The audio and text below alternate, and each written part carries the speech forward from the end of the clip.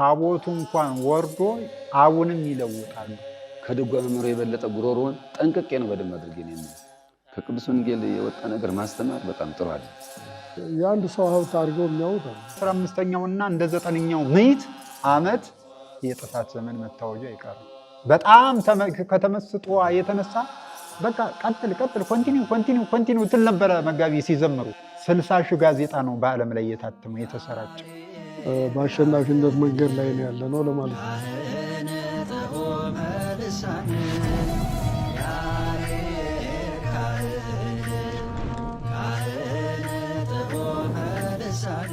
እንደምን አላችሁ ውድ የሚዲያችን የፍኖተ ያሬድ ተከታታዮች፣ በዛሬው መርሃ ግብራችን ላይ በአጫብር ዙሪያ ከምንጩ ከባለቤቶቹ አጫብር ዜማ ምንድነው፣ ምንነቱ፣ አሁንስ ምን ላይ ይገኛል የሚለውን ቤተክርስቲያናችን ከወከለቻቸው አባቶቻችን ጋር ነው ዛሬ ውይይት የምናደርገው።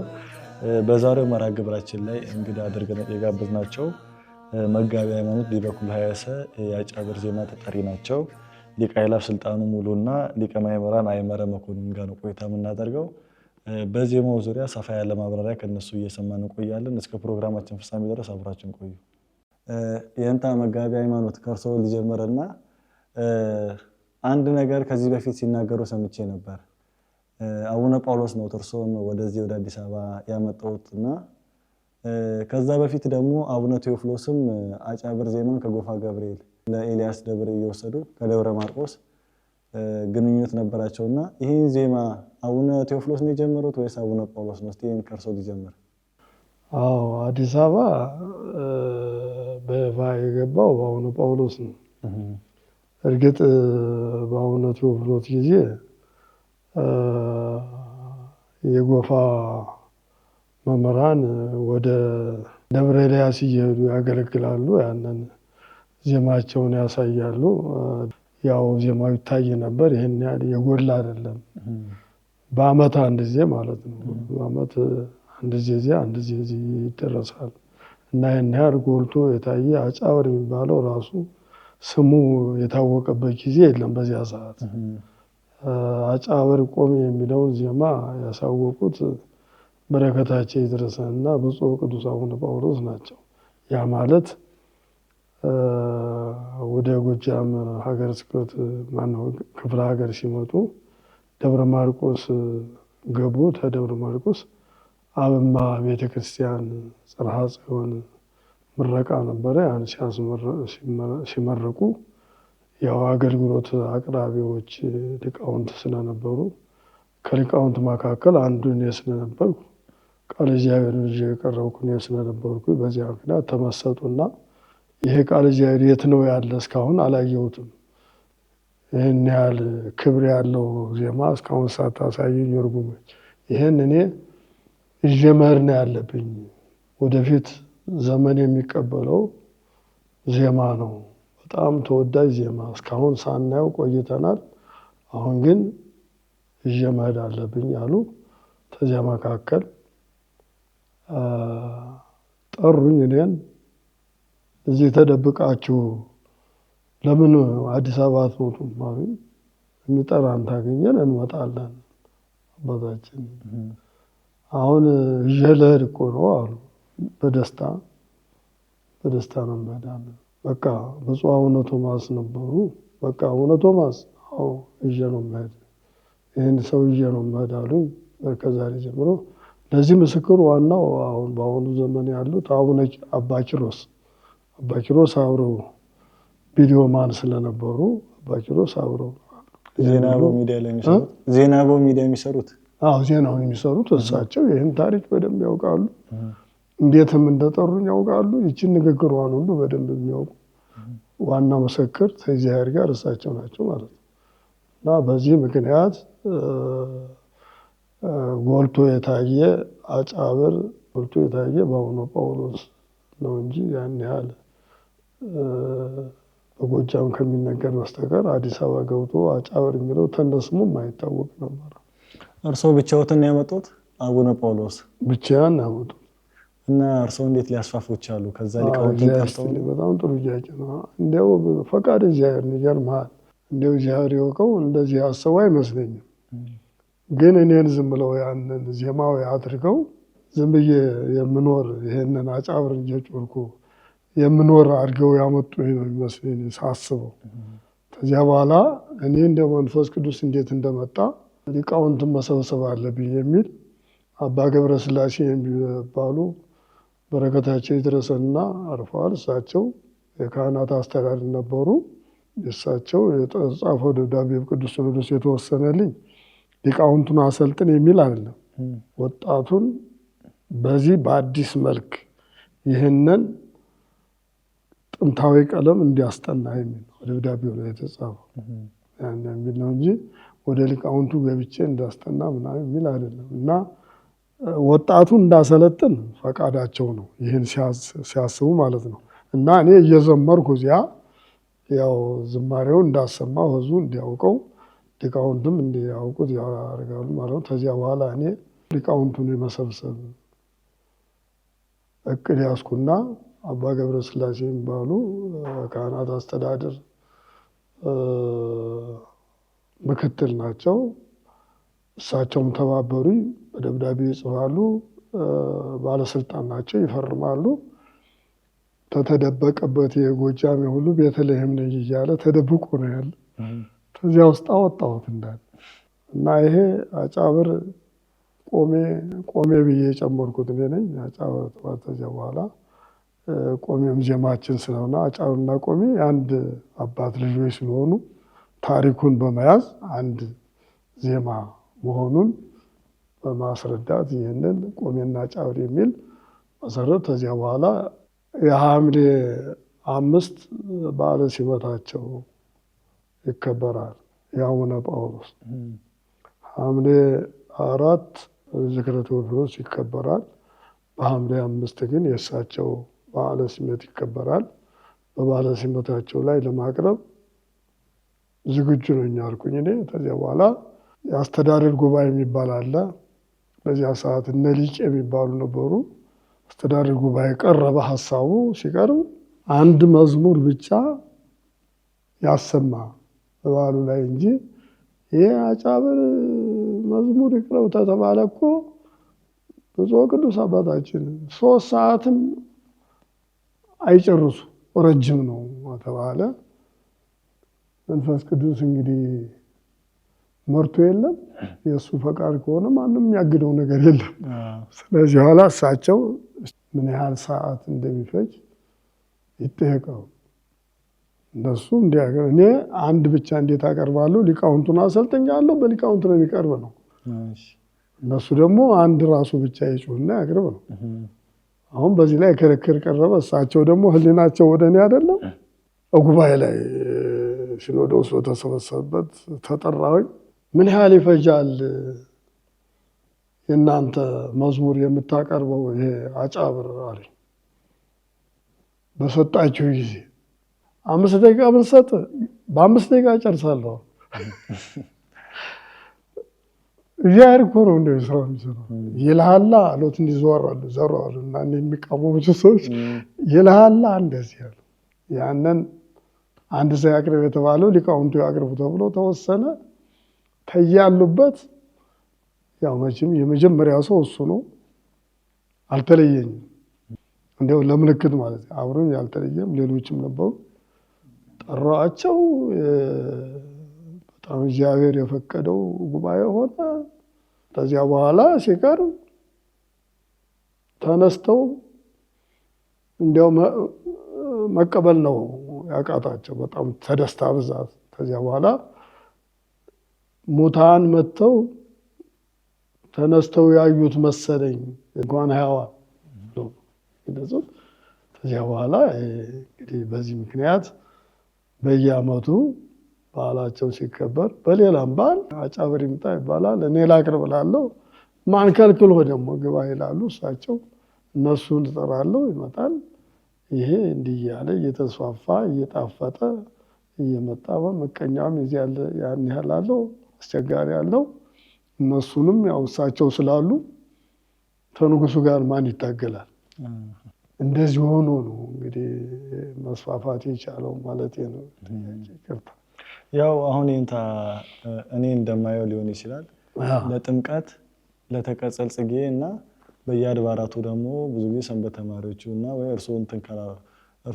ከእርሶ በአጫብር ተጠሪዎች ሆኖ ካልሄዳቸው በስተቀር አይታይም እና ከዚህ ውጭ የሚቀርብበት መድረክ አለው የአጫብር? እሳቸው ብፁዕ ቅዱስ አቡነ ጳውሎስ በነበሩ ጊዜ ገደብ የለውም ነበር። በዓል በተከበረበት ሁሉ አጫብር ይቀርባል። በዓል በተከበረበት ሰዓት ሁሉ ያልቀረበ በመስቀል አደባባይ ነው እንጂ ያልቀረበበት ጊዜ የለም። በዓል ተተከበረ አጫብር ይቀርባል። ግን ከዚያ በኋላ እሳቸው ከዚህ ዓለም በሞት ሲገቱ የአጫብር ፕሮግራም ወሰደብን፣ ጊዜ ፈጀብን አሉ። ተሰባስበው ማመልከቻ አቅራቢ የካህናት አስተዳደር ሆኖ ፕሮግራሙ ተንዛዛ፣ ሰው ሰለቸ በሚል ሀሳብ አቀረበ። ከዚያ በኋላ የጥምቀት እንደገና የተቀጸል ጽጌ እንደዚህ እንዲያቀርብ ተደረገ። ከዚያ በኋላ በዚህ ውሳኔ መሰረት እንደገና የጥምቀትም ማነው የእንትንም አለ የልደት እንኳን አደረሳችሁ ለምሳሌ አለ፣ እሱም አለ አብሮ ውሳኔ አለ። ይሄ አለ። በዚህ መሰረት እንግዲህ እግዚአብሔር ፈቅዶ ነው እንጂ ጨርሰውም ሊያገዱት ይችሉ ነበረ። በዚያ ሰዓት ግን እንዴት እናድርግ የሚልም እዚያ መሀል ስላለ እንዲያው ያጠፋን መስሏቸው በዚህ ታረቅ ነው። እኛ ደግሞ እንዲያውም ራሱን የቻለ በዓል ታገኘን ደስ እያለን እናስፋለን ብለን ተቀጸል ጽጌ የሚለውን በወጣቱም በሊቃውንቱም እኛ ያዝነው አማረ በዓል እየተከበረ በጥምቀት ደግሞ ያው ወጣቱን ዘንድ እናቀርባለን። ይህን በዓል እያከበርን እጹብ ድንቅ እያሰኘ እስካሁን ዘነዋል ማለት ነው። እሺ እናመሰግናለን። የንታ ወደ እርሶ ልምጣና አጫብር ብዙ ጊዜ በከተማ ላይ የሚታየው ወረቡ ነው፣ ግን ሙሉ ድጓው ዜማው አለና እንደው አሁን መነገር ትቶ ነው እንጂ አቋቋሙ እንደነበረው እንሰማለን። የንታ በኩሉም ነግረውን ነበር እና አሁን ትውልዱ እየያዘ ያለው ወረቡን ብቻ ነው። አሁን ወረቡም ደግሞ ትንሽ የመከልከልም ነገር ሰምተናል ሰሞኑ እና ዜማው ደግሞ የመጥፋት ቻንስ የለውም ወይ? ወደ የሚቀጥለው ትውልድ እንዴት ነው ይተላለፋል? አንደኛ ወረቡ ብቻ እየተያዘ ነው፣ ሁለተኛ ደግሞ ብዙ ጠላቶች አሉበት እንደሚታየው እና ይሄ ነገር እንዴት ነው እስቲ ወደ ትውልድ ይቀጥላል? የመጥፋት ተስፋ የለውም ወይ? እውነት ነው። የመጥፋት አዝማሚያ አሁንም እየታየበት ነው ያለ። ምክንያቱም እንግዲህ በቅዱስ ወንጌሉ እንደተናገረው ለሰብእ ጸሮ ሰብአ ቤቱ አይደለ ተባለው። እዚያው እንግዲህ የዜማው ባለቤት የሆኑ ሰዎች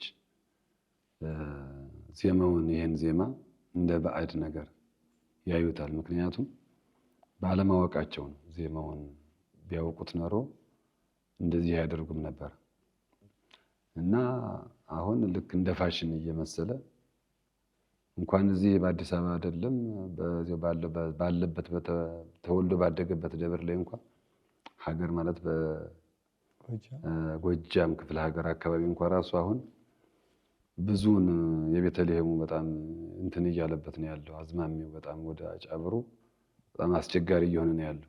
ይህን ማስቀጠል ያለብን ደግሞ እኛ ሊቃውንቱ ነን። ምክንያቱም ወረብ ብቻ አይደለም ወይም ለውጥ ብቻ አይደለም ያለው። የአጫብር ራሱን የቻለ ድጓ አለው፣ ጾመ ድጓ አለው፣ ምዕራፍ አለው፣ ብሎም ዝማሬ ሟችትም አለው በራሱ ማለት ነው። እና ይህንን አባቶቻችን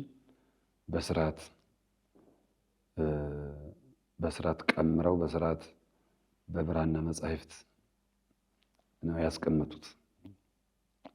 እንደ ቅርስም አድርገው ማለት ነው የተቀመጠው እና እስካሁን ድረስ ይገለገልበታል። አሁን በጎጃም ክፍለ ሀገር በብዙ ቦታዎች ላይ እስካሁን ድረስ ጉባኤ ዘርግቶም ያስተምራሉ። እና እንግዲህ የቴክኖሎጂ ሁኔታ ስለሆነ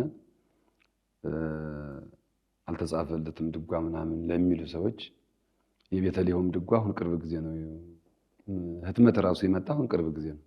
ቤተልሔም ራሱ የቤተልሔም ድጓ በብራና ነበረ ለብዙ ጊዜ ለብዙ ዓመታት ሲገለገሉበት የነበረው ሊቃውንቱ። እንደዛም ሁሉ የአጫብርና የቆሜ ድጓ በብራና ነው ለብዙ ጊዜ ሲገለገልበት የቆየችው ቤተክርስቲያን ስትገለገልበት የቆየችው ሊቃውንቱም አባቶቻችን እኛም የተማርነው በብራና ነው። አሁን ግን እንደ እግዚአብሔር ፈቃድ መቼም ሆኖ ጊዜ ነው መቼም ጊዜ ለኩሉ እንደሚባለው ጊዜ እግዚአብሔር አምላክ ከመጥፋት አደጋ ሊሰውረው ፈልጎ ይሁን መታተሙ ራሱ በጣም ትልቅ የቤተ ክርስቲያናችን ሀብት የሆነው ጠፍቶ እንዳይቀር የአጫብሩ ድጓ ታትሟል። ግን የቆሜው ድጓ ይታተም አይታተም እኔ ኢንፎርሜሽን የለኝም። ያም ቢታተም ጥሩ ነው። የቆሜውም በእርግጥ ልዩነት የለውም። ግን ሁለቱም ልዩነት ባይኖራቸውም የተለየ የጉሮሮ ሁኔታ ሊኖር ስለሚችል በአንድ አትሮንስ የተማሩ ተማሪዎች እንኳን በጉሮሮ ስለሚለያዩ የቆሜውን ቢታተም ጥሩ ነው። አሁን እንግዲህ ወደዚህ ወደ አዲስ አበባ መምጣቱ ጥሩ ነው። በጣም በሊቁ መጋቢ እንደተነገረው መጋቢ ሃይማኖት እንደተነገረው የእግዚአብሔር ፈቃዱ ሆኖ ነው ወደ አዲስ አበባ ሊመጣ ይችላል፣ ተሻግሮ ሊመጣ ይችላል። ድጎ አልመጣም፣ አሁን ዜማውም አልመጣም። እዚህ አሁን እየሰማን ያለነው በሰንበት ትምህርት ቤትም አገልግሎት እየሰጠ ያለው ወረቡ ወይም ለውጡ ነው። ስለዚህ እንደ ማሳሰቢያ እኔ አሁን የማቀርበው የአዲስ አበባ ሀገረ ስብከትና የጠቅላይ ቤተ ክህነት ትምህርት ክፍል ወይም ደግሞ ቅዱስ ሲኖዶስ ራሱ ፈቅዶ ደብር ተሰጥቶት የድጓ መምህራን መጥተው እዛ ቦታ ላይ እንዲያስተምሩ ልክ እንደ ቤተልሔሙ ለምሳሌ ታሪካ ነገሥት በዓታ ለማርያም እንደሚሰጠው ትምህርት ማለት ነው። በሌሎችም አድባራት አሉ ትምህርት የሚሰጥባቸው ቦታዎች አሉ አዲስ አበባ ውስጥ። ልክ እንደዛ ሁሉ የድጓ መምህራን የአጫብርና የቆሜ እዚያ ተሰጥቷቸው አንድ ቦታ እዚያ ቢያስተምሩና ዜማው ቅርስ ስለሆነ እንዲቀጥል ቢደረግ ለትውልድ ጥሩ ነው እላለሁ እኔ። እንደዚያ ካልሆነ በጣም አስቸጋሪ ነው የሚሆነው። ምክንያቱም አሁን ተቃውሞ በጣም እየበረታ የመጣበት ምክንያቱም ስላልታወቀ ነው። ቢታወቅ ኖሮ እንደዚያ አይሆንም ነበር። ጠቃሚ የቤተ ክርስቲያን ጠቃሚ ሀብት ነው። ለቤተ ክርስቲያን ጠቃሚ ሀብት ብቻ ሳይሆን ለሀገር ጠቃሚ ነው። የዜማ ሁሉ መነሻ ማን ነው ከተባለ ቅዱስ ያሬድ ነው። በቃ ለማንም ለኢትዮጵያዊ ለሁሉም ሙዚቃ ምንም ለሚባለው ሁሉ መነሻው ቅዱስ ያሬድ ነው እና ቤተ ክህነቱ ቅዱስ ሲኖዶሱ አስቦበት ይህን ነገር ቢያደርግና የሆነ ደብር ተሰጥቶት ጉባኤ ተዘርግቶ እንዲማሩበት ደቀ መዛሙርት ቢፈሩበት የሚለውን ነገር እንደ ማሳሰቢያ ጭምር አብሬ ለመስጠት ነው። እሺ፣ እናመሰግናለን። ይንጣ ያው መቼስ የሁሉም መነሻ ዜማ ቅዱስ ያሬድ እስከሆነ ድረስ በዘር አይለያይም መቼስ እና በአንዳንድ ትባሎች እና በጎሮሮ በማሳጠር በማስረዘም ነው እና እስቲ አንዳንድ እንደ ምሳሌ የሚሆኑ አንዳንድ ትባሎችን የሚለያዩትን ነገሮች በዚሁ ይንገሩ። አዎ እንግዲህ ብዙም አሁን አይለያይም። በጉሮሮ በእርግጥ ሊለያይ ይችላል፣ በቤት ባህልም ይለያያል። እንግዲህ አሁን ለምሳሌ የመሰባተ ነግህ መጀመሪያ ዝል ከመራን በኋላ አምላኬ አምላኬ ገይሳቤ ከሚለው ነው። አሁን እሱን በዚህ በእኛ በአጫብሮ አምላኬ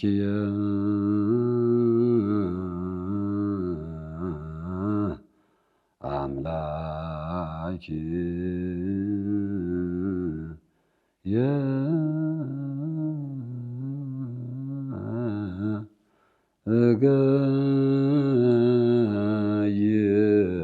እገይስ ሀቤከ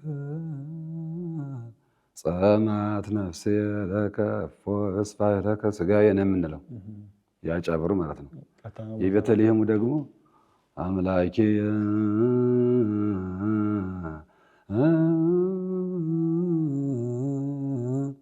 አምላኬ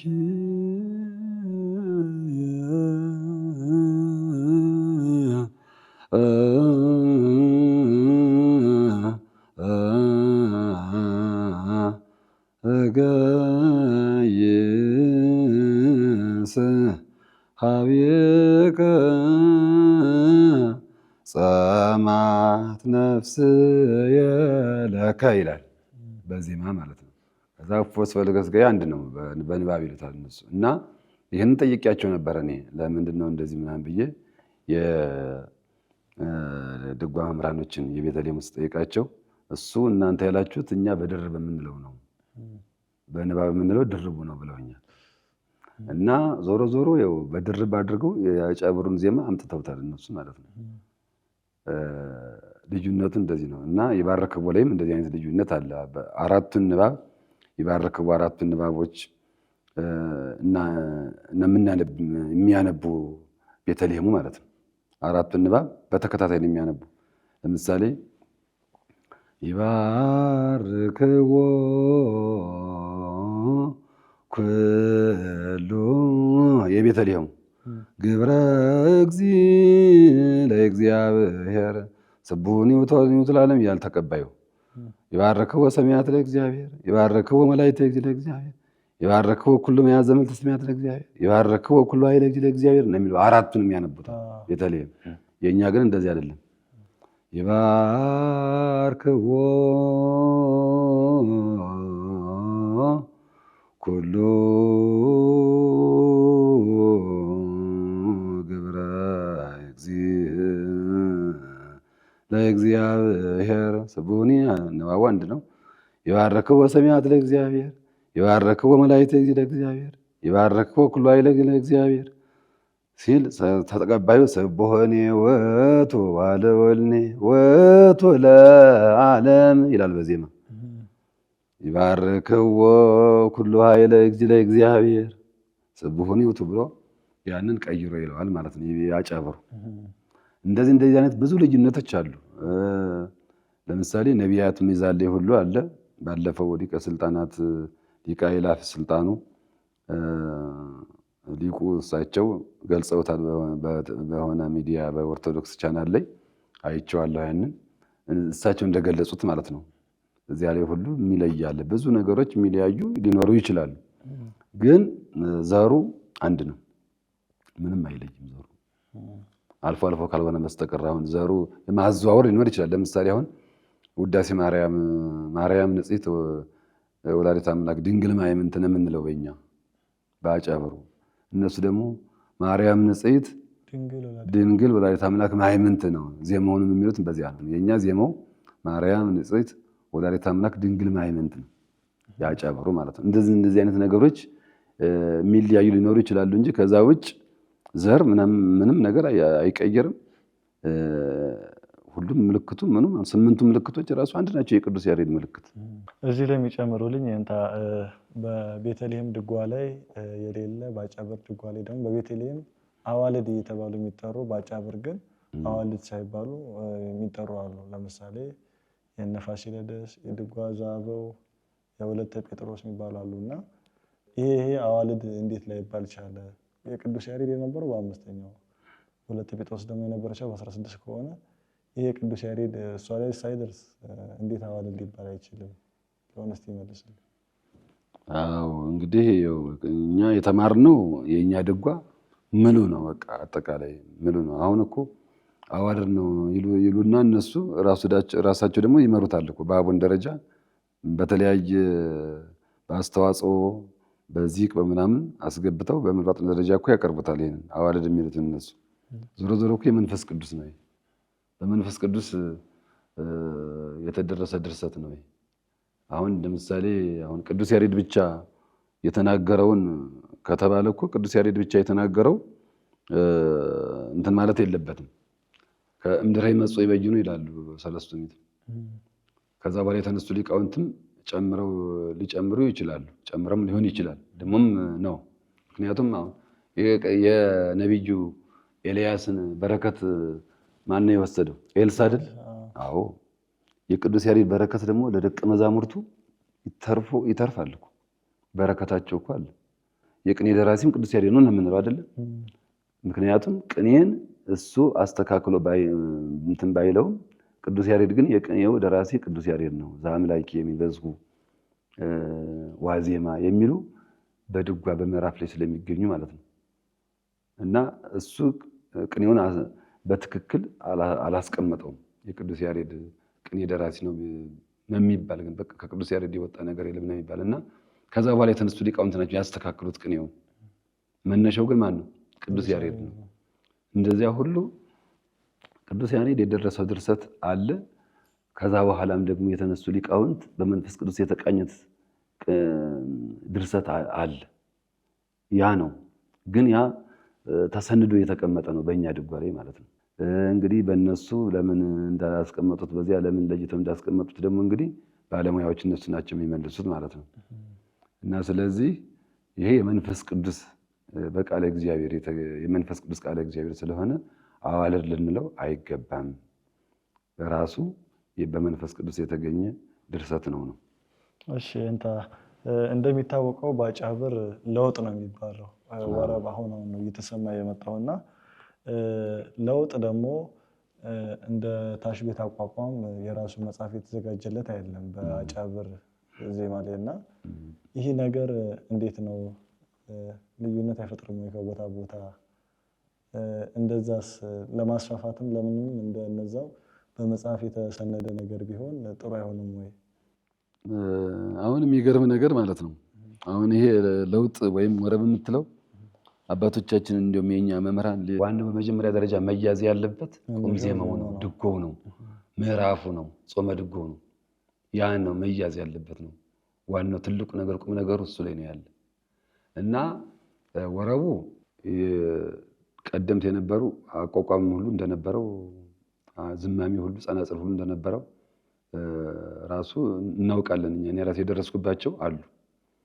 ሰለስት ራሱ ጽፋት የሚባል አሁን ባሶሊበን አካባቢ ማለት ነው። አሁን ሁሉም ይጽፋል ሰለስቱ ስማኒ ብሎ።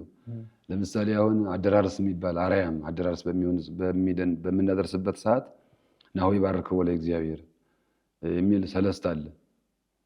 በናሁ ይባርከው የሚጀምር ሰለስት አለ። እሱ አሁን እሱን ናሁ ይባርከው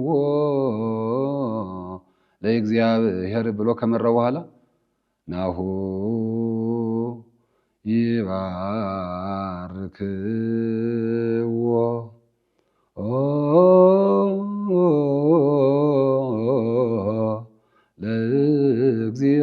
ለእግዚአብሔር ብለው ይጽፉታል። ሰለስቱም ከናሁ ይባርክዎ ካሌታው ጀምሮ ማለት ነው።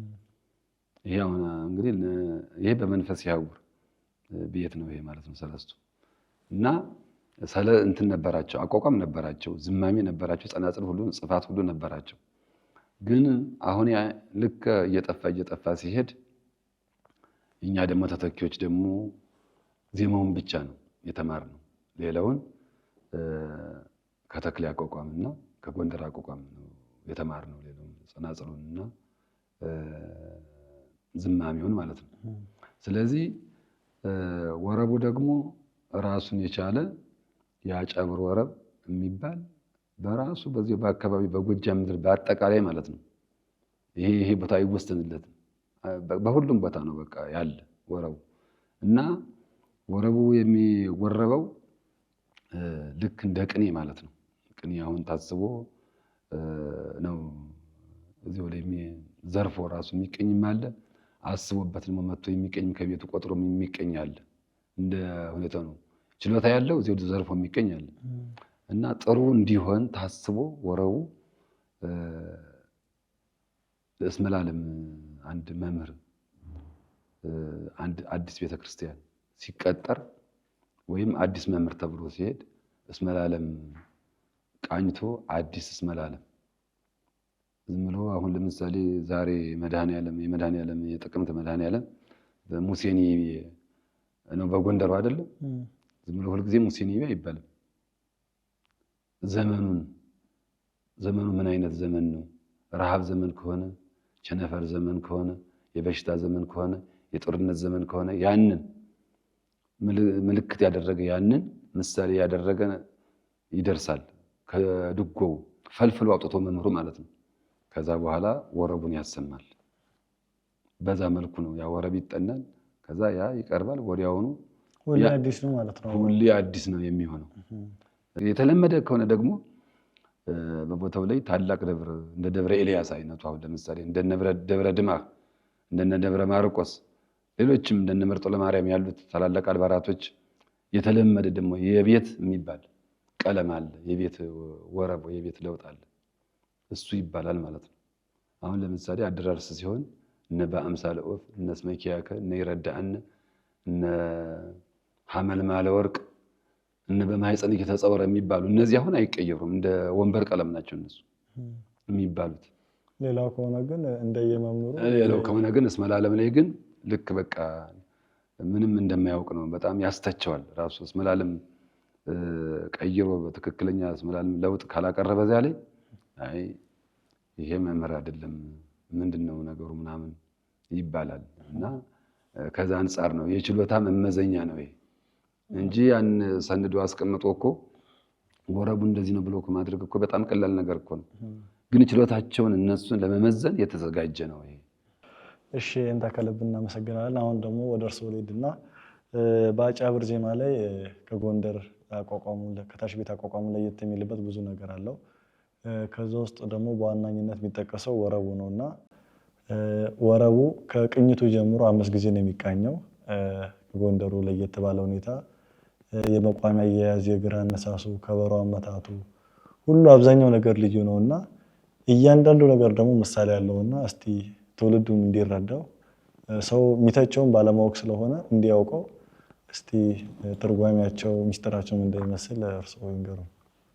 እንግዲህ ቀደም ሲል በመጀመሪያ ክቡር አባታችን ታላቁ ሊቀ መጋቤ ሃይማኖት እንዳስቀመጡት እንዳለ ሆኖ ሊቀ ማእምራንም በደንብ አብራርተውታል።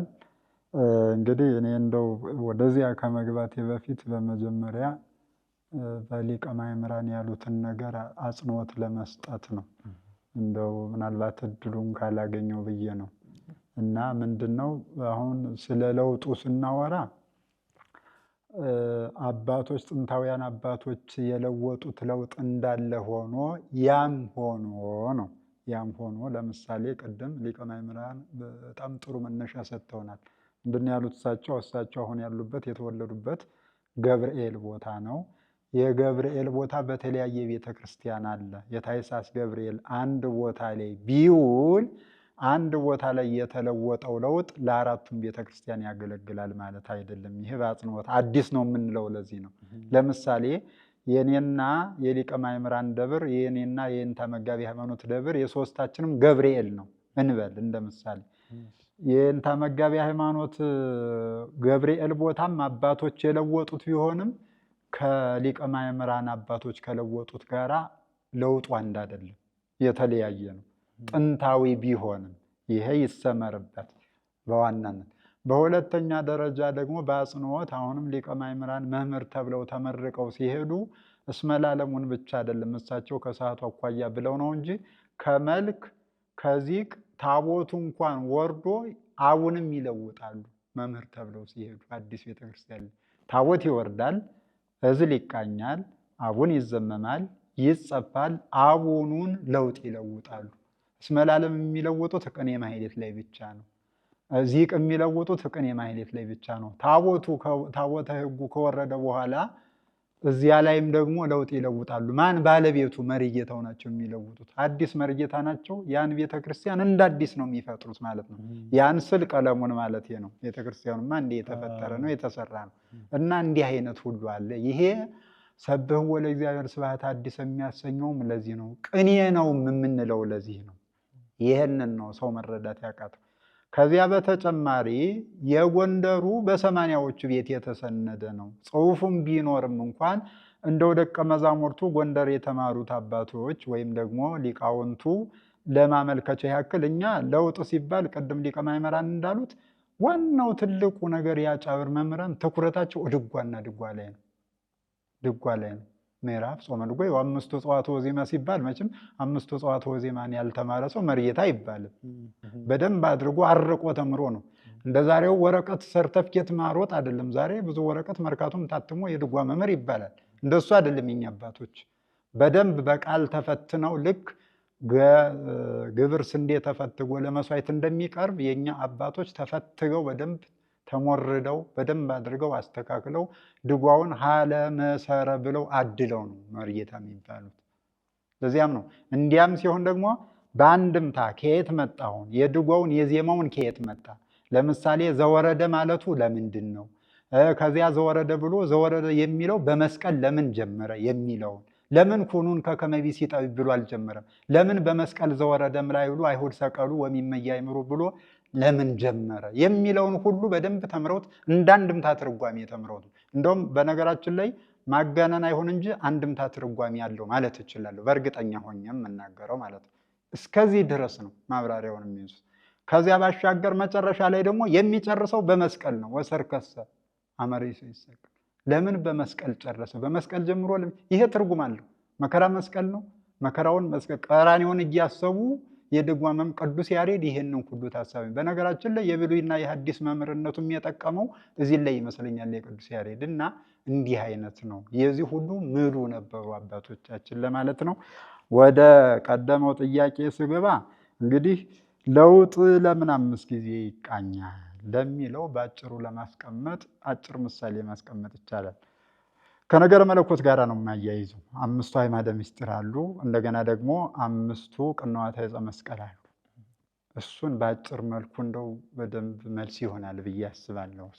ሌላም በወረቦች ላይ የሚታዩትን የእግር አነሳሱ ለየት ይላል። የከበሮ አመታቱ፣ መቋሚያ አያያዛቸው ያስቀምጡታል። መቋሚያውን ወዲህ ወዲያ ሲያደርጉትና አዟዟራቸው ውደታቸውም ይለያያልና እነዚህንም በየተራ ውስጥ እሱ ደግሞ አሁን በመጀመሪያ ደረጃ ያው ቅኝቱ ከተቃኘ በኋላ ያንን መቋሚያውን ወዝውዘን ማንሳታችን። መቋሚያ መስቀል ነው። ምንጊዜም ቢሆን መቋሚያ መስቀል ነው። መስቀል ነው። በመልዕልተ መስቀል በአምሳለ መስቀል የተሰራ ነው። አንስተን ትከሻችን ላይ ማድረጋችን ቀራንዮን እያሰብን ነው። ሁልጊዜ የምንዘምረው ቀራንዮን እያሰብን ነው። አንዱ እሱ ነው። ሁለተኛ መቋሚያውን ይዘን በትከሻችን እንዲህ እያደረግን በጦር እያስመሰልን መሄዳችን። በባለፈም በኢትዮጵያ ኦርቶዶክስ ተዋሕዶ ቤተክርስቲያን ይህን ተመጋቢ ሃይማኖት በደንብ አብራርተው መልሰውታል። ነሣ ሙሴ በትረ ወዘበጠ ባሕረ ወአማይተ በትምህርተ መስቀል። ቅዱስ ያሬድ የተናገረው ይሄንን ብንወስድ ይቀላል በአጭሩ ለመጠቅለል። አንዱ ይሄ ነው። ሁለተኛው በትከሻችን ይዘን መሄዳችን። ወደ ቀራንዮ አደባባይ ሲሄድ መቼም መስቀልን ይዞ ነው ኢየሱስ ክርስቶስ እያዳፉ ወደ ቀራንዮ አደባባይ ይዘውት የተሰቀሉ እንትን ያሉት እና ከዚያ በኋላ እንግዲህ ቀሬናው ስሞን አበጥዎ ለስሞን ቢሆንም ቅዱ በዋናነት የቀራንዮን መከራ መስቀሉን ተሸክሞ ክርስቶስ ወደ ቀራንዮ አደባባይ ጉዞውን ማሳየት ነው ሁለተኛው። ሶስተኛው የእግራችን ብድግ ቁጭ አካላችን ሁሉ መንቀሳቀሱ። ቅዱስ ያሬድ አንፈራጹ ሰብአ ሰገል አማህወሙ አምፀው መድምመ የልደትን ይህንን እንደ ምሳሌ መውሰድ እንችላለን። እንግዲህ ሰብአ ሰገል መወለዱን ሰምተው ሰው መሆኑን በቤተልሔም መወለዱን ሰምተው ሲመጡ ምስጋና እያቀረቡ ሰውና መላእክት የዘመሩበት መላእክትና ሰው አንድ የሆኑበት ልደት ያንን በማሰብ እንደው አራዊቶች ሳይቀሩ ሚዳቋ ሳትቀር ዘላለች። ደስታ የደስታ መግለጫ ነው። ያ ቀራንዮ አደባባይ ያ ሁሉ መከራ 5500 ዘመን ፍዳ ካለቀ በኋላ ለአዳም የተሰጠው ተስፋ በደረሰ ጊዜ መድኃኔ ዓለም ኢየሱስ ክርስቶስ ወደዚህ ዓለም መጥቶ ሰው ሆኖ አምላክና ሰው ሆኖ አምላክነቱን ሳይለቅ ያንን መከራ ሁሉ አሳልፎ ወደ ቀደመ ቦታው ሲመልሰው እኛም ደግሞ ያ መከራ መስቀሉን ቀራንዮን እያሰብን ዘምረናል ብያለሁ። ያንን እያሰብን ቆይተን ያ ሁሉ መከራ አልፎ መጨረሻ ላይ አሽብሻቦ የምናጨበጭበው የብኡ ለእግዚአብሔር በኩሉ ምድር አለ አይደለ? መዝሙረኛው ዳዊት የተናገረው ያን እያሰብን ያ ሁሉ መከራ አልፏልና ያ ሁሉ መከራ ስላለፈልን ጽዋትወ መከራው ስለተወገደልን ወደ ቀደመ ቦታው ስለተመለስ ኃጢአታችን ተወግዶ በሱ ቁስል እኛ ስለተፈወስን ኢሳይያስ እንደተናገረው ያንን በማሰብ ማጨብጨባችን ፈገግ እያልን ማጨብጨባችን መዘመራችን የልበ ወለድ ሳይሆን ከመጽሐፍ ቅዱስ ጋር የተያያዘና የደስታ መግለጫ ነው። ያ ሁሉ መከራ አልፎ ዛሬ በአንተ ያ ሁሉን አልፈን በአንተ ቁስልኛ መፈወሳችን፣ በአንተ ትንሣኤኛ መነሳታችን፣ በአንተ ውድቀት እኛ ከውድቀታችን መነሳታችንን ያንን እያሰብን መዘመራችን ነው ማለት ነው። እንደውም ትንሣኤ ድጓ ላይ ይመስለኛል ሊቀ ማእምራን ቅኔዎቹ አሉ። ቅድም ቅኔውን ነካ አድርገውታል። በከመ ይቤ ጳውሎስ ዕብራዊ ልሳነ መውዝ እፍረት። ይሄ በእኛ ባጫብሩ ድጓ ያለ ቅኔ ነው። እምልብክሙ አንጽሑ በውሃ ኃጢአት ዘትካት እስመ ዮም ተንሳ በዛቲ ዕለት ፋሲካክሙ ግበሩ ይእዜ ደቂቀ ሀቲ ሰንበት። ቅኔ ቅዱስ ያሬድ ጀመረው ወይም ደግሞ አስቀመጠው ስንል ዝም ብለን አይደለም። ይሄ በአጫብሩ ድጓ የሚገኝ በቆሜው ድጓ የሚገኝ ትልቅ ቅኔ ምስጢር ወንጌል አዘል ነው ማለት ነው። እና ምን ለማለት ከዚያ ዕጣነ ሞገሩ ደግሞ ምን ይላል? በሁለት ቤት ሆኖ ኩልክሙ አሕዛብ ጥፍኡ ደዊክሙ በትፍሲት ንግበር በዓለ ወበሐሴት ንግበር በዓለ። ይሄ ማለት በዓላችንም በደስታ እናድርግ በመከራ አላለም። ተፈሳይኩ እስመ ይቤሉኒ ቤተ እግዚአብሔር ናወር ይላል ነቢየ እግዚአብሔር ዳዊት። መቼም እግዚአብሔር ቤት ሄዶ ማልቀስ መዝሙሮ ዳቦ አጣሁ ለቅሶውን ማልቀስ አይደለም፣ ሄዶ መጽናናት መደሰት ማለት ነው በእግዚአብሔር ቤት እንጂ የችግር መከራ ርቦኛል ጠምቶኛል ልብስ አልብሰኝ አይደለም። እግዚአብሔር ልመና የኛ ደስታችን መገለጫችን ነው። ብድግ ቁጭ እያልን የምናመሰግንበት ይሄ ዝም ብሎ ከመሬት የተነሳ እንደ ውሃ ፈሳሽ እንደ እንግዳ ደራሽ አይደለም በአባቶቻችን ዘንድ የተነገረው። ስለዚህ ይህን ሁሉ ምሳሌ የያዘ ነው። ስለዚህ ይሄ ነው ማለት ነው ባጭሩ። ስለ አዋልድ ድጓው ቅድም በደንብ አድርገው ሊቀ ማእምራንም ተናግረውታል። አሁን እንግዲህ በየዘመኑ ይሄ አንደኛ ድጓ የሚለው እንደው ድጓ ብቻ አይደለም። ድጓ፣ ድጓ፣ ድጎ ሶስት ትርጉም ነው ያለው ይሄ ራሱ በአጫብር አባቶች። ሌሎቹ ያውቁትም እያልኩኝ አይደለም፣ የአባቶችን እንደው ለማውሳት። ድጓ ማለት ረቂቅ ጽሑፍ ማለት ነው። ድጓ ማለት ደግሞ የቤተ ክርስቲያን ትጥቋ ማለት ነው። ድጎ ማለት ደግሞ በትግረኛ ለቅሶ ሙሾ ማለት ነው፣ ሐዘን ማለት ነው። ይህን ያክል ርቀት ያነበራቸው አባቶች ትርጓሜው እንደው ድጓ የሚለው ጾመ ድጓ የሚለውን ዝም ብለው አይደለም፣ መጽሐፉን ጠርተው አይደለም፣ አንድምታውን ጭምር ነው አስረድተው የሚናገሩት የነገሩንም። እና ይሄ ማለት አዋልድ ሲባል በመንፈስ ቅዱስ የተደረሰ ድርሰት እንጂ ገላውዴዎስን ለምሳሌ እነሱ አይጽፉትም። ገላውዴዎስ እኮ ከ15ኛው ክፍለ ዘመን በፊት እኮ ነበር የነበረው ገላውዴዎስ። ገላውዴዎስን ለምን አዋልድ አሉት እነሱ?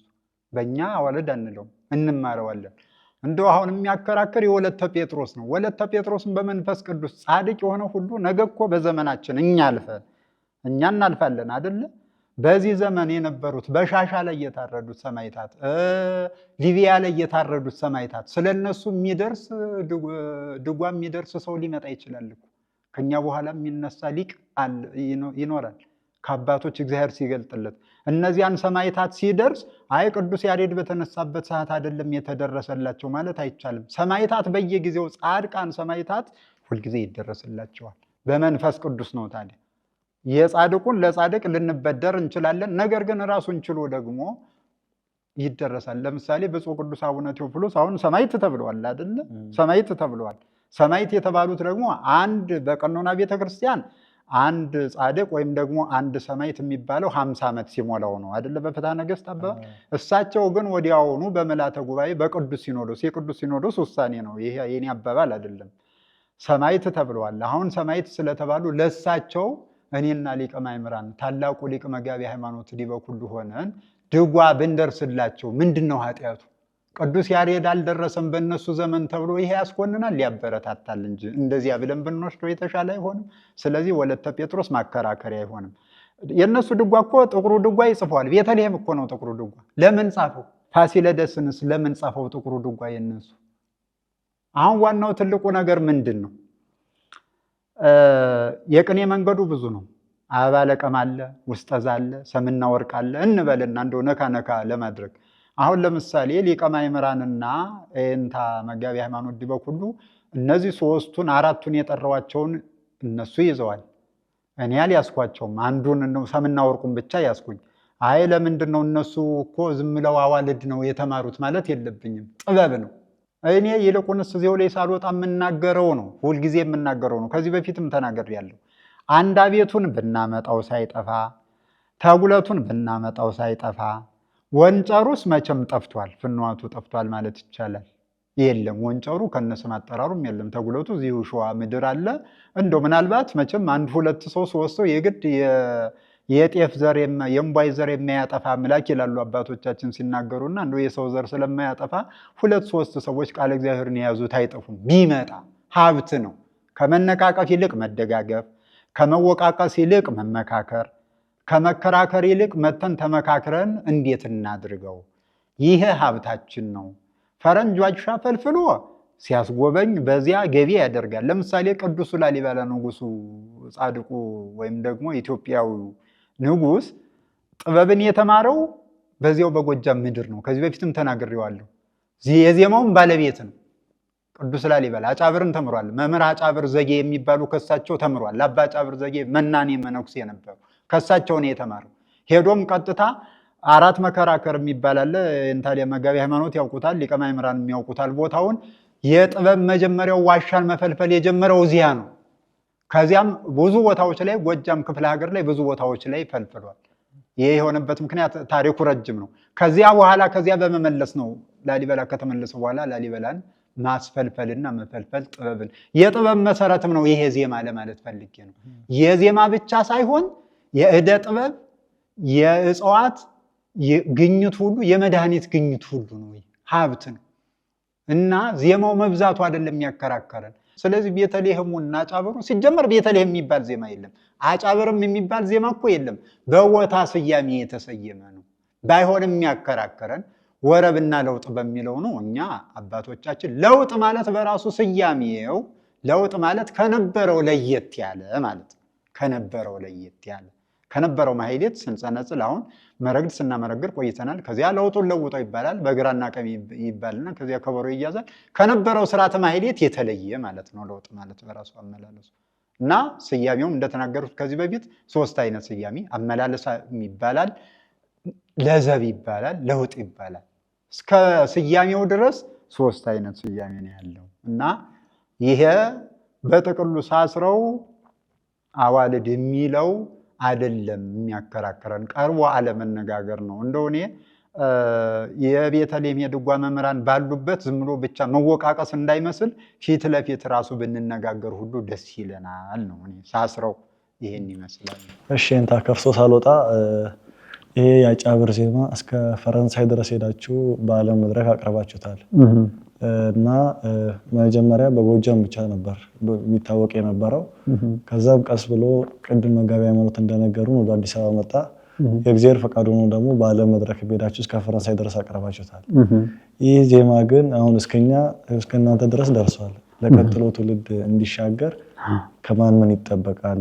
ዜማውንስ ምን ላይ ነው ያለው የሚለውን እንትን የመጨረሻ ጥያቄ ላድርግ ለእርሶ። በጣም ጥሩ ጥያቄ ነው።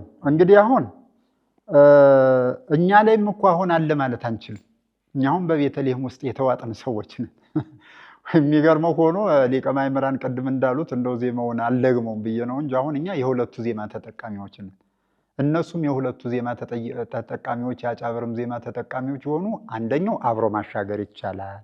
አንድ ሁለተኛ እዚያው ቦታው ላይ ያሉትን መምህራን ማጎልበትና ደቀ መዛሙርትን ማብዛት። ሁለት በሶስተኛ ደረጃ አዲስ አበባ ምድር ላይ በየአጥቢያ ቤተክርስቲያኑ ቢያንስ አንዳንድ መምህራንን አስቀምጦ ደቀ መዛሙርትን እንዲያስተምሩና ጉባኤው መዘርጋት አለበት። ነገር ግን ይሄን ማድረግ የሚችለው በዓለም አቀፍ በኢትዮጵያ ኦርቶዶክስ ተዋሕዶ ቤተክርስቲያን ጠቅላይ ቤተ ክህነት ላይ ትልቅ ግዙፍ ተቋም አለ፣ የትምህርት ክፍል መምሪያ ኃላፊ። እሱ የትምህርት መምሪያ ክፍሉ ይህንን በዋናነት መስራት አለበት። ይህን ብቻ አይደለም፣ ስለ አጫብር ብቻ የምናገረው በአጽንዖት ተጉለቱንም ቤተልሔሙንም ሀብት ስለሆነ ወንጨሩንም አንዳቤቱንም በደንብ አድርጎ በመዋቅር በዋናነት የቀረበውን እንደ አንድ ቤዛ አድርጎ የሁሉንም ባለሙያዎች አስቀምጦ ቦታ ሰጥቶ ከጠቅላይ ቤተ ክህነት እስከ ሀገረ ስብከት፣ ከሀገረ ስብከት እስከ ወረዳ ቤተ ክህነት፣ ከወረዳ ቤተ ክህነት እስከ አጥቢያ ቤተ ክርስቲያን ብሎም እስከ ክፍለ ሀገር ድረስ መዋቅሩን በደንብ አድርጎ ቢሰራበት ይሄ ችግር ይቀረፋል ብዬ አምናለሁ። ሁለት ወደ ማጠቃለያው ስመጣ ፈረንሳይ ሀገር የታየበት ምክንያት ዝም ብሎ አይደለም። በታላቁ ሊቅ በመጋቢ ሃይማኖት ጥረት እንዳለ ሆኖ ባለሙያዎችን ስላገኙ ልጆቹን ሰንበት ትምህርት ቤቶችና ሊቃውንቶችን የተወሰነ ይዘን ስንሄድ የሚገርምህ በ2007 ነው ይሄድ ነው አስታውሳለሁ። ሰኔ 28 በአንድ ቀን ትርኢቱ ሲታይ 60 ሺህ ጋዜጣ ነው በዓለም ላይ የታተመው የተሰራጨ። በዚሁ በአጫብሩ ዙሪያ አለ ጋዜጣው ቤት ያለ። ከኤምባሲም የምስክር ወረቀት የተሰጠን እሳቸውም ላይ ያለን ይምጋል። ከዚያ ሲቀጥል ይሄንን ሁሉ ብርታት የሆናቸው እዚህ አዲስ አበባ ላይ የሊቃውንቱ መሰባሰብ ነው። መቼም አንድ ሰው አስቦ አንድ በሬ ስቦ አይሆንም ይላል የሀገራችን ሰው ሲናገር። እና በእሳቸው ሀሳብ እስካሁን የጠየቁት ሁሉ ቢሟላ ኖሮ አዲስ አበባን ማጥለቅለቅ ይችሉ ነበር። ግን እንደፈለጉት አልሄዱም። ይህም ሆኑ ሊቃውንቱን ሰብስበው በየቦታው ማስቀመጥ አልቻሉም። የሚያግዛቸው ስለሌለ አሁንም የሚያግዛቸው ስለሚያስፈልግ ሊቃውንቱን ሳይጠፉና አንድያቸውን ስም አጠራራቸው ሳይጠፋ ከጠቅላይ ቤተ ክህነት እስከ አጥቢያ ቤተ ክርስቲያን ድረስ መዋቅር ተሰርቶ ካልተቀመጡና ሙያውን ተረክበው ካላራመዱ ያው እንደ 15ኛውና እንደ 9ኛው ምዕት ዓመት የጥፋት ዘመን መታወጁ አይቀርም። ሁሉም ዜማ በእኩልነት መሄድ አለበት ነው። እኛም እያልን ያለ ነው ማውገዝ አቁም ሳይሆን መምህራኑን አቅርቦ ጠይቆ ባለሙያውን እሳቸውን በበለጠ ደግሞ የበላይ ጠባቂ እሳቸው ናቸው። የበላይ ኃላፊ በአሁኑ ሰዓት በኢትዮጵያ ኦርቶዶክስ ተዋሕዶ ቤተክርስቲያን በቅዱስ ሲኖዶስ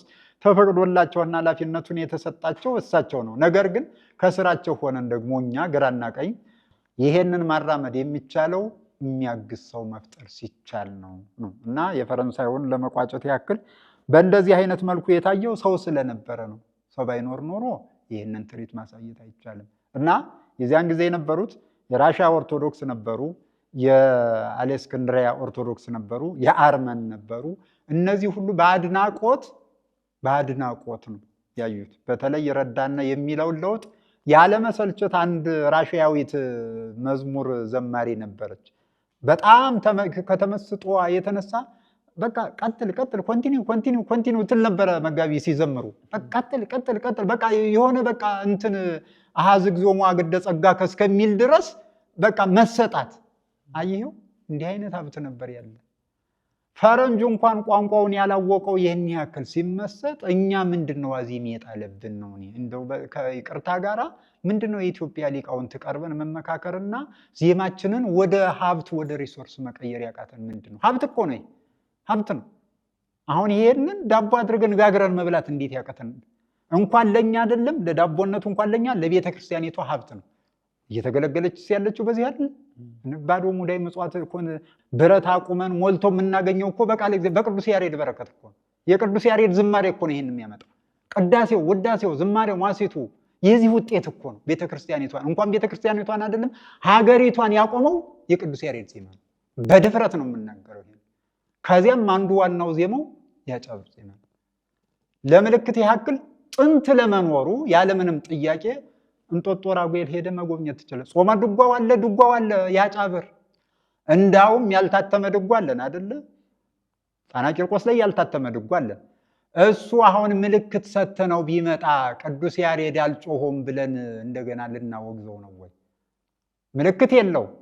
እንደውም እኮ የሚሉት አባቶች ቅዱስ ያሬድ እንደው ዝም ብሎ ምልክቶቹን አስቀመጠ እንጂ በትክክልም ነው ደግሞ ምልክቱን አሃዝ፣ ጭረት፣ ድፋት፣ ቅናት፣ ርክርክ ብለው አሸራሽተው ያስቀመጡት ሊቃውንቱ ናቸው ከቅዱስ ያሬድ በኋላ የተነሱት ወይም ደቀ መዛሙርቶቹ። ስለዚህ ኋላ ሁለት ነገር ተጨምሯል። 8 ናቸው አይደለ? ዋናው ምልክቶቹ 10 ሆነዋል። በ10ሩ ማዕርጋት ቤተክርስቲያን ወይም ደግሞ በ10ሩ ምንድነው አውታረ መሰንቆ 2 ተጨምሮባቸዋል። ድርስንና አንብርን። አንብር መስቀል በዲበ መስቀል፣ ድርስን ደግሞ መዳረሻ ወይም ደግሞ መቋሚያ ብለው አስቀምጠው ሊቃውንት የጨመሩት ነው። ታይታይ ጸይ ድርስ ብለው አስቀምጠውታል ማለት ነው። ይህ ማለት ዝም ብሎ የተገኘ አይደለም፣ የሊቃውንቱ ፍልስፍና ነው። ቅዱስ ያሬድ አልደረሰውም ብለን መከራከርም አንችልም። እነሱም ያምኑታል። ይሄን ቤተልሔሞች ለምን 10 ነው ምልክታቸው? 8 ብቻ የላቸው፣ ያደርሳሉ፣ ያስቀምጣሉ። ስለዚህ ይሄ ልዩነት አለውም አይባልም እና ይሄን ይመስላል። ከማን ምን ይጠበቃል? ቀደም ብዬ እንደተናገርኩት ዋናው ትልቁ ነገር የቤተ ክህነቱ ነው። ቤተ ክህነቱ የትምህርት ማሰልጠኛ መምሪያው እኛም ያቀረብነው አብዮቱት አለ። አሁንም አብዮቱታችን እናቀርባለን። እኛ ለራሳችን ብለን አይደለም አብዮቱታ የምናቀርበው፣ ለዜማው ብለን ነው፣ ለቤተ ክርስቲያን ሀብት ብለን ነው። ያ ከመሆኑ በፊት የሚረከብ አንደኛ ቤተ ክህነቱ ማደራጀት አለበት። ይህንን ነገር ማደራጀት በመዋቅር ማስቀመጥ አለበት። ሁለተኛ በአጥቢያ ቤተ ክርስቲያን የአብነት መምህራንን ከክፍለ ሀገር ሳይቀር በጣም የተጎዱ መምህራን፣ የድጓ መምህራን እኮ የዚሁ ባለሙያ ሆነው እኮ በጥበቃ ላይ ያሉ መምህራን አሉ። ይሄ ሁሉ መቀረፍ አለበት። ሊቃውንቱ እየተበደሉት ያለ በዚህ ነው። ክፍለ ሀገር ያሉትን እንኳን ይሄ ጠቅላይ ቤተ ክህነቱ አስቦ ደሞዝ ሊከፍላቸው ይገባ ነበር። እነሱን ዞሮ የሚያቸው የለም። ስለዚህ ማን ይድረስላቸው? በረሃብ በጽም እየተሰቃዩ ነው። ብሎም ደግሞ ተማሪዎቻቸውን ለማስተማር እንደ ድሮ በይንተ ማርያም ተብሎ ተለምኖ የሚበላበት ዘመን አይደለም። ለደቀ መዛሙርቱም በጀት ያስፈልጋቸዋል አይደለም እንኳን ለመምህራኑ። ስለዚህ ይሄን ቤተ ክህነቱ ሊያስብበት ይገባል። ሊቀ ጳጳሱ የተገኘው እኮ ከአብነት ትምህርት ቤቱ ነው። ጳጳስ ቆሞሱ የተገኘው ከአብነት ትምህርት ቤቱ ነው። ከእንደዚህ አይነት ዜማ እኮ ነው የተገኘው። ይሄንን ለጠቅላይ ቤተ ክህነቱ ብቻ አይደለም ምቶ እንደ ሀገርም እንደ ስብዕና ፊደል ቀርጻ ቀለም በጥብጣ ብርሃንና ዳምጣ ያስረከበች ቤተክርስቲያን ብለን ስንል ቤተክርስቲያን ብለው ያስጠሯት ሊቃውንቶቿ ናቸው። በጀት ከተበጀተላቸው ደቀ መዛሙርቱ እንዲያስተምሩ ከተደረጉ ማበረታቻ ከጠቅላይ ቤተ ክህነቱ ዋናው ትልቁ ሲኖዶሱ ይሄንን ማበረታታት ከተቻለ መደገፍ ከተቻለ ለቤቱም ሀብት ነው፣ ለሀገርም ጥቅም ነው፣ ለነሱም ደግሞ ማቆያ ነው። ደቀ መዛሙርቱን አፈራን፣ ችግሩ ተወገደ ማለት ነው። በአዲስ አበባም ላይ ያለውን እንደዚሁ በተመሳሳይ። እሺ እናመሰግናለን። የእንታ መጋቢ ሃይማኖት፣ እናንተ ያገዳችኋቸው ሰንበት ተማሪዎች ቁጥራቸውን ባላውቅም እነሱ ለምን የታገዱበት ምክንያትና ትክክለኛው አጫብር የትኛው እንደሆነና እናንተ ማያኩል የትኛው እንደሆነ ነው የሚነግሩ። በትክክል የሚቀበል ወጣት አለ፣ በትክክል የማይቀበል ወጣት አለ ማለት ነው። በትክክል መቀበል ያልቻሉት ከኛ ውጭ ሆነዋል ማለት ነው። እኛ በትክክል የሚቀበሉትን በተለይ እኛ የምናስጠናቸውን እኛን ተከትለው የሚሄዱትን ነው የምናስከትለው እኛ እና እየሰፋ ሲመጣ አሰራሩ መሰረት ነበረው ማለት ይቻላል። አሁንም መሰረት አለው። በዚያ ሰዓት ግን አንድ ሰንበት ትምህርት ቤት ላጥና ካለ ካለበት ደብር በማህተም የተረጋገጠ ወይ አለቃው ወይም ደግሞ ምክትሉ ወይም ጸሐፊው የፈረመበት እንዲያጠኑ ይፈቀድላቸው፣ አስጠኝ ይመደብላቸው የሚል ደብዳቤ ይዞ ይመጣል። የማንም ባል አጠኑ እንደፈለጉ ይነግሩኛል። እዚያ መዝሙር ይዘጋጅላቸዋል። ያንን መዝሙር በመጀመሪያ ደረጃ በድምፅ ይቀርጻል፣ ይቀርጹታል፣ እኔ እየጮኩ ማለት ነው። እና ከዚያ በኋላ ወደ ጥናት ይሄዳል። ጥናቱ የሚያስጠናቸው እርግጥ በወቅቱ ቀራቢ የሆናቸውን ያንን መዝሙር ደግሞ እንደገና ከኔ ላይ ማጥናት የፈለጉትን ልጆች የፈለጉትን መዝሙር ይሄ ሊያስጠናቸው የሚፈልግ ደቀ መዝሙር ደግሞ ያጠናዋል ማለት ነው። እሱ በትክክል ታጠና በኋላ ያስጠናል ማለት ነው። ያንን ጥናት እኔ ገመግመዋለሁ። ገምግሜው የሚታረመው ታርሞ የሚስተካከለው ተስተካክሎ ይለብስባል፣ ያልፋል። በዚህ ሂደት ብዙ ጊዜ ተርን በኋላ ይሄ የሰለቻቸው ሰዎች ይሄ እኮ ነው ያውቀዋል፣ እዚያ ለምን ትሄዳላችሁ የሚል እንደ ይሁዳ ማለት ነው በመሃል ገባ። ከዚያ በኋላ ስናየው እንዲያውም ሌላ እኛ ጋር መጥቷል። አንድ ቀን አጥንቷል። ይችን ታየሁማ ሄድና ራሱ ቀይሮ ሌላ ፊልድ ይዞ የማስጠናቱ ስናየው መቋሚያ ይዘቀዝቃሉ። እንደ እርግማን ነው የሚያደርጉት ያ ነገር። እነሱ ደግሞ በበኩላቸው እያሰፉ ወዱ ያንን ነገር እኛ አወገዝ ነው። በደብዳቤም ለሀገረ ስብከቱ ጽፌ በደብዳቤም እንዲታገዱ ተደረገ። ከዚያ በኋላ እርግጥ ሰርጿል። መጥፎ ነገር አንድ ጊዜ የተበቀለ አረሙ እስከምትነቅለውና ደግሞ እስከምትለቅመው ብዙ ያቆያል አይደል? የራሳቸው አስጠኝ እየፈጠሩ እኛም ማናውቀው አስጠኝ እየፈጠሩ ሲመጡ የራሳቸውን መዝሙር ማጥናት ክብረ በዓል ማክበር ምናምን ሲይዙ እኛ በቪዲዮ አንዳንድ ጊዜ እናየዋለን። ብልሽት መሆኑን እናውቃለን። ይህን ዘው ተነስተው እንግዲህ የማይፈልጉን ሰዎች ስለነበሩ ለምክር አልቀረቡም። ያማከሩን ጥሩ ነበረ። መጀመሪያ ጨርሰው ማገድ ላይ ወጣቱ መዝሙር እንዳያጠናም እንዳያቀርብ የሚል ውስጥ ገቡ ማለት ነው። ያ ደግሞ መደረግም የሌለበት ነው። መጀመሪያ መሪ አለው። ከመሪው ጋር ተነጋግረው ይሄ ነገር ብልሽት አንደኛ ብልሽቱ ምን እንደሆነ የማውቀው እኔ ነኝ እንጂ ወይም ደግሞ እነሱ ሊቃውንት ናቸው የሚያውቁት እንጂ እነሱ ያውቁት። በኮሚቴ የምታደርገው ሙያ በኮሚቴ አይወሰንም መቼም ይመስለኛል። እና በኮሚቴ ወስነዋል እንደዚህ። አንተ በጥበብ መቀበል ነው ያለብህ። እስመ በጥበብ የተናገሩ እና በጥበብ መናገር አለብህ። ምን ማድረግ አለብኝ የሚለው እነሱ ጋርም ተነጋገር። ለሚመለከተው አካል ማመልከቻ ጻፍን። ማመልከቻው ተጽፎ እነሱንም አንድ ላይ ሆነን ተነጋገር። እነሱም ባሉበት ሊቃውንቱ ባሉበት ለዘብ ባለ ሁኔታ እንግዲህ ዘመኑን አይተን ማለት ነው ሳንከር እነሱን ለመመለስ ለምሳሌ እነሱ ሆነው ተነስተዋል፣ ባለስልጣን ነን ብለው ተነስተዋል። ይህንን ለማጥፋት እንደተነሱ ይገባናል። እኛ ደግሞ እንዳይጠፋ ጥረት ማድረግ አለብን። መቀጠል እንዳለብን የምንቀጥልበትን ትንሽ መንገድ ማግኘት አለብን። ያንን መንገድ ለማግኘት አሸናፊ ሆነን አሁን ደብዳቤው እንዲጻፍ አድርገናል ማለት ነው። ገና አሁን በመጻፍ ላይ ነው። መግለጫው ተጽፏል። አሁን እንግዲህ ሰሞኑን ያው የሲኖዶስ ተላዘ ይጻፋል፣ ደብዳቤው ይወጣል፣ ያልቅለታል ማለት ነው። እሺ ያው እንደሚታወቀው አሁን እንደነገሩን ለጊዜውም ቢሆን ወረቡ የትኛውም ሰንበት ተማሪ እንዳያቀርብ ተብሎ ታግዷል።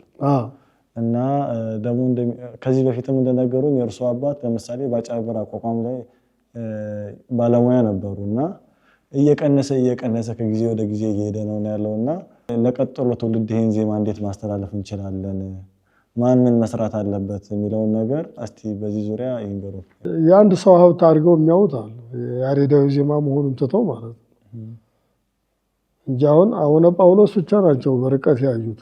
ተሳቸው የነበሩ የሲኖዶስ አባላትም በርቀት አይተውታል። መንፈስ ቅዱስ ያለው አይቀርም።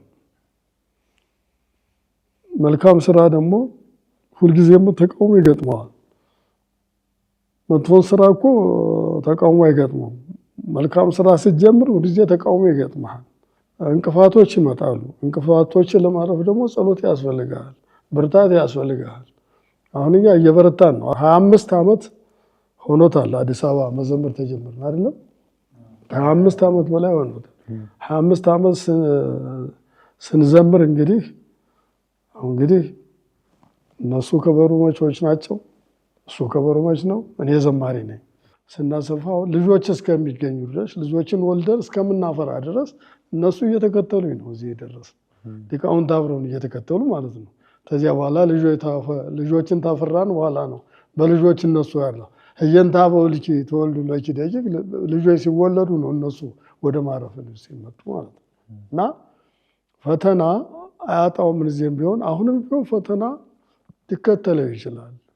አንደኛ በሌላ ተንኮለኞች በሌላ መንገድ ነው የሚገቡት እና ጎጃም የመጣ ስለሆነ የጎጃም ቀለም ነው ብለው ደግሞ የሚሰብኩ ሰዎችም አሉ። ያሬዳዊ ዜማውን ትተው ማለት ነው።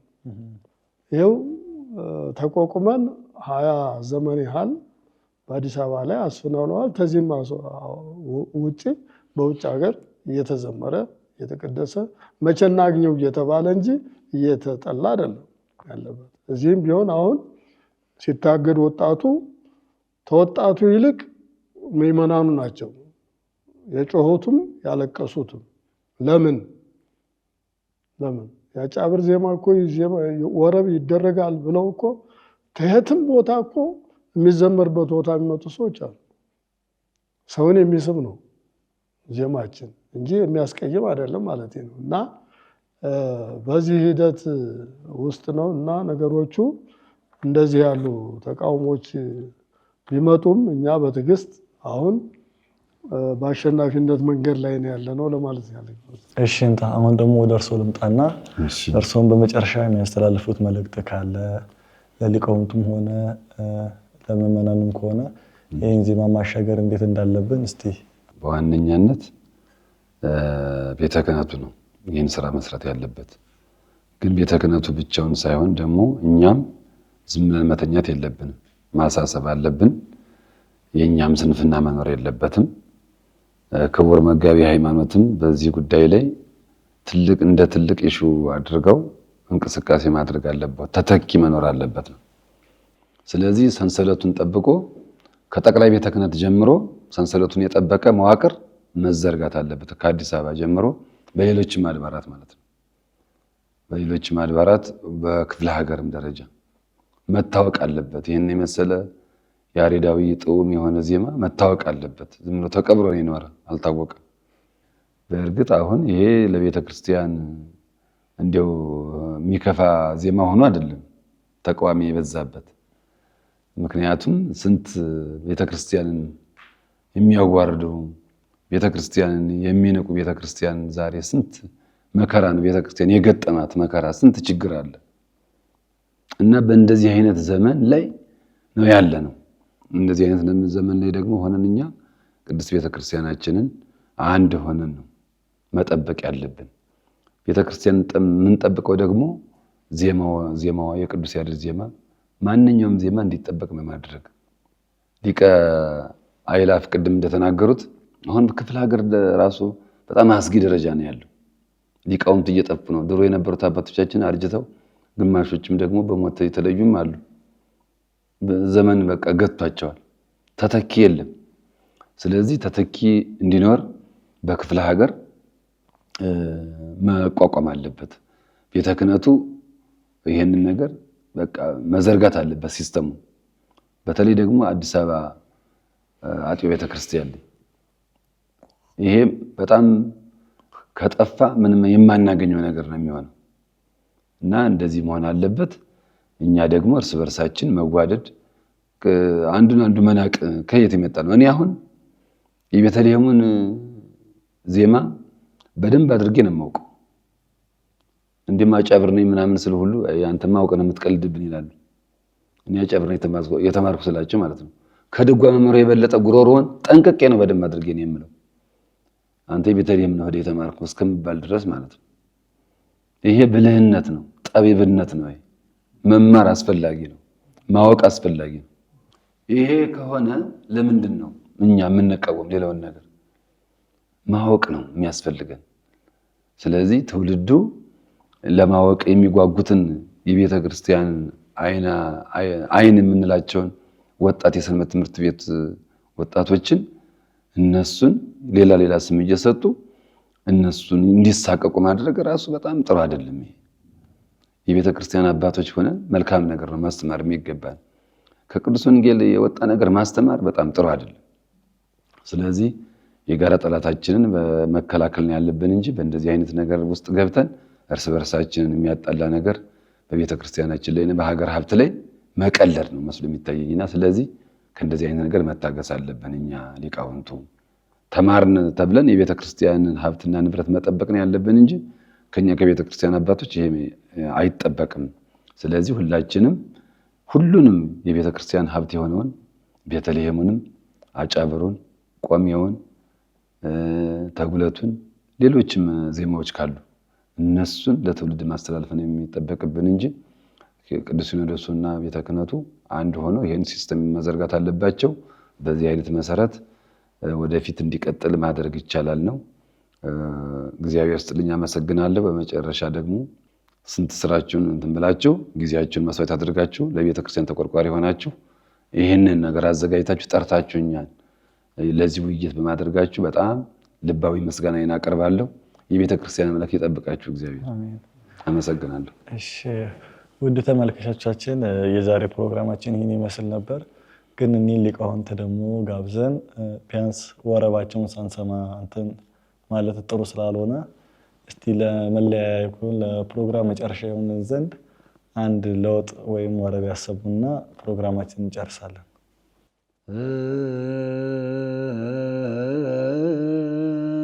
እስማ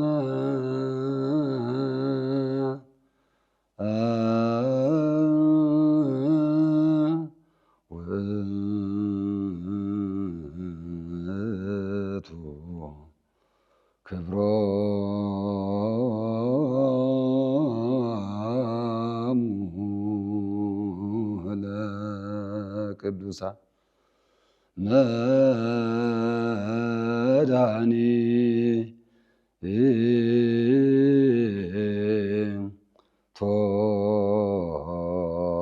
መድኃኒቶሙ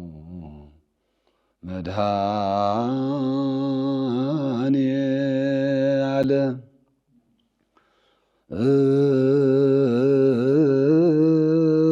እስመ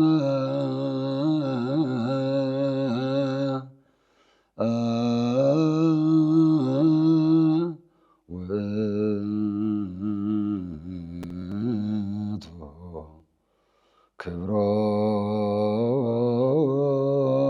ክብሮሙ ለቅዱሳን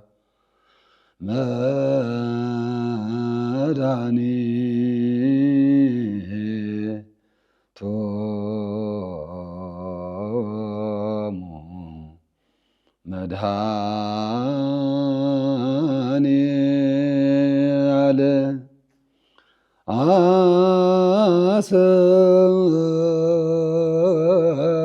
አሰርገዋ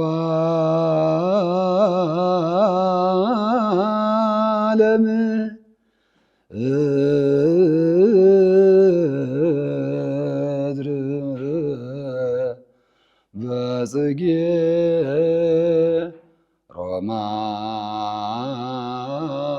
ሮማን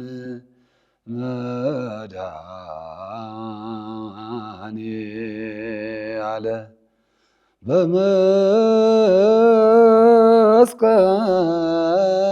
በመስቀሉ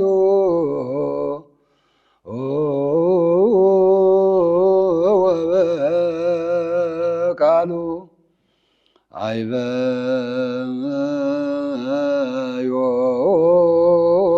አይበዮሙ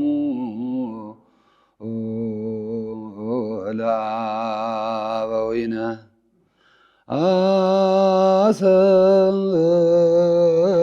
አሰርገዋ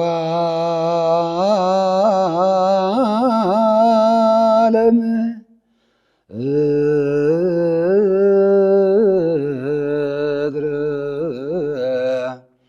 በጽጌ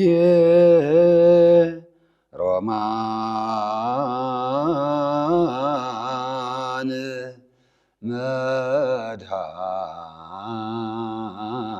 መድኃኒዓለም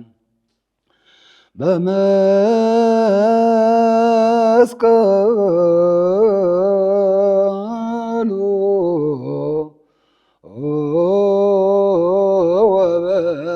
ወበቃሉ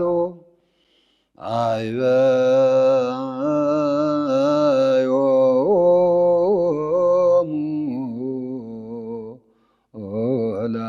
ለአበዊነ ወስብሐት ለእግዚአብሔር። ውድ ተመልካቾቻችን የዛሬው ፕሮግራማችን የሚመስል ነበር። በአጫብር ዙሪያ ሰፋ ያለ ማብራሪያ ሰጥተውናል። እንግዶቻችንን ጥሪያችንን ተቀብለው እዚህ ድረስ መጥታችሁን ማብራሪያ ስለሰጣችሁን ከልብ እናመሰግናለን። በሌላ መርሃ ግብር በሌላ ፕሮግራም እስክንገናኝ ድረስ በያላችሁበት ቸር ቆዩ።